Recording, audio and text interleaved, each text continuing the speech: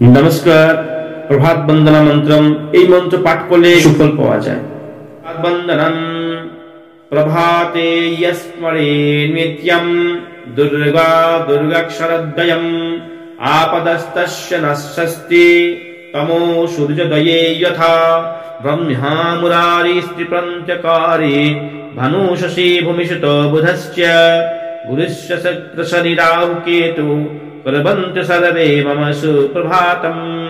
काली तारा महाविद्या षोडशी भुवनेश्वरी भैरवी छिन्नमस्या च विद्या धूमवती तथा बगला सिद्ध विद्या च मातंगी कमलात्मिका एतादश महाविद्या सिद्ध विद्याः प्रकृतिताः अहल्या द्रुपदी कुन्तितारा मंददरी तथा पंचकन्या स्मरे नित्यं महापातकनाशनम्।